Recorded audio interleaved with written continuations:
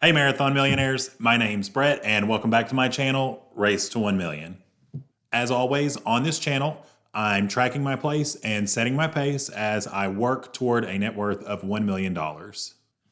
In today's video, we are going over my April end of month budget numbers and updating my net worth for the month. But before I start giving out all my personal financial information on the internet, go ahead and like this video and subscribe to the channel down below. As a growing YouTube channel, I appreciate every single like and follower that I can get as I'm trying to build my audience and share my story with the world. Now that we have all that out of the way, let's dive into those numbers. Okay, so jumping into the April budget, let's go ahead and see how I've set up my monthly budget on here in the Excel file. So you can see over here on the left, I've got all my budgeted items for the month, which is any sort of living expense, any sort of regular bill within my household. That includes my mortgage. Down here, you'll see within this $300 category is any sort of consumables like groceries, toiletries, household items, things like that. So all of that is in the blue, and you can see that my goal for the month is to stay under $1,000. In this orange box, this is my consumer debt. So we've got my IRS federal tax bill that we talked about last month that I'm trying to pay off this month by the end of April. And then we've got my three student loans that I have left. And down here at the very bottom, these are my totals. So right here you can see that I've brought in for my income for the month. This includes my full-time job, my incentive pay at work, and some extra side things that I've done to make a few extra dollars on the side as well, listed here in my income. And then right here is my available money left over box. So basically, as I type in specific amounts for each individual item within my budget over here and in my debts, that's going to take away from my monthly income to see what I have left to work with. So that's really helpful once I get all of this squared away for the month and look at how much I want to put toward my debts. So let's go ahead and jump into my actual budgeted items. Okay, first off, you can see that I've got a Capital One credit card that I automate all of my monthly bills on. This card is literally locked away. I've got everything on auto pay. With this card, I don't use it for anything else. I don't carry it with me.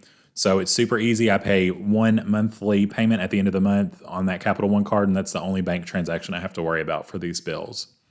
So going into my electric, you can see that my goal for the month is $130. Since this electric bill is for March usage and is billed in April, I did have to use the heat a little bit more than I had hoped because it did dip down into the freezing range many nights in March. So that ended up being $150.36. So I did go a little bit over, and you can see over here on the variation column that I've got the formula set up to show how much I went over.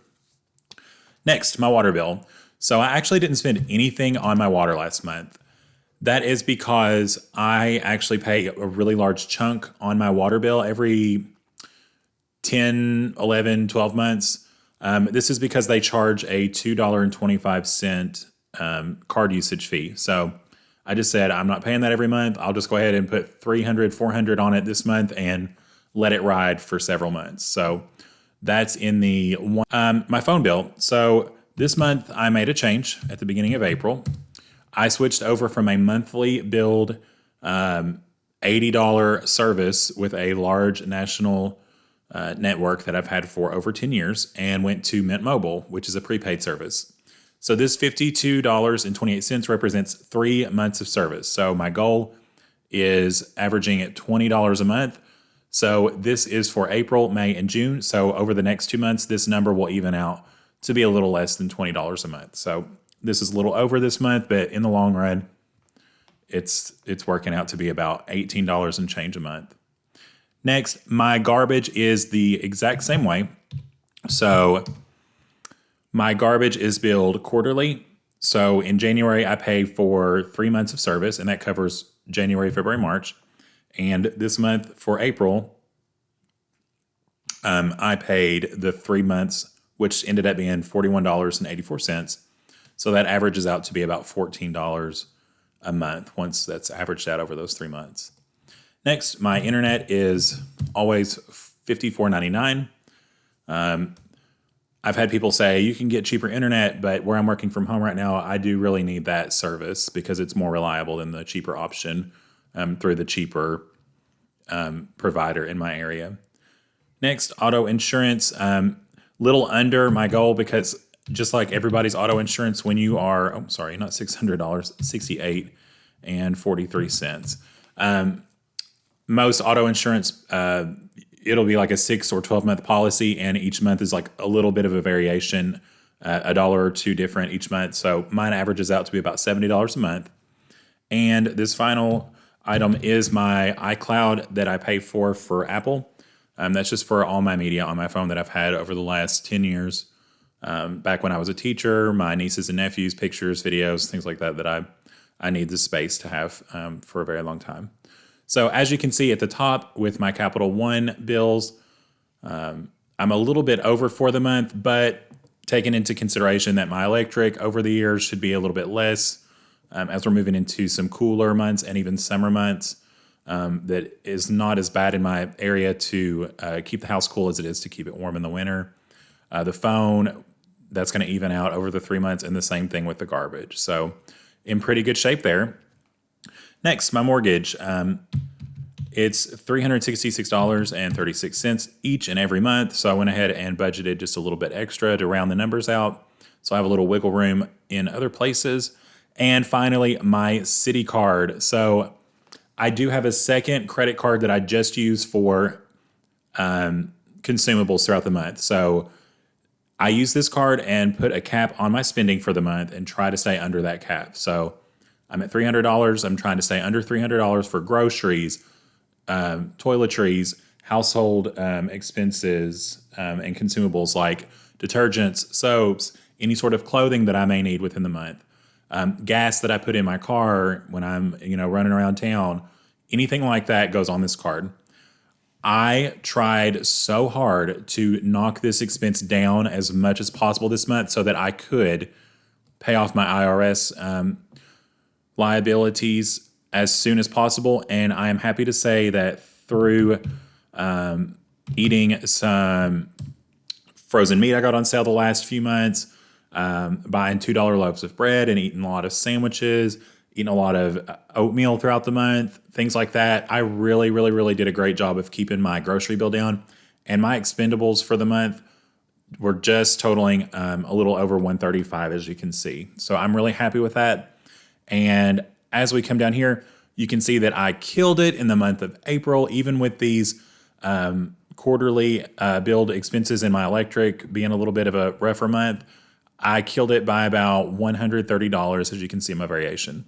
So that absolutely helped set me up for success over here in paying off some debts.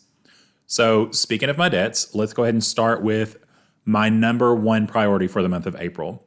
Like I stated in my last net worth video, I filed my taxes and I owed $2,200 plus in federal taxes. This is the first time I've ever owed taxes in 13 years of working.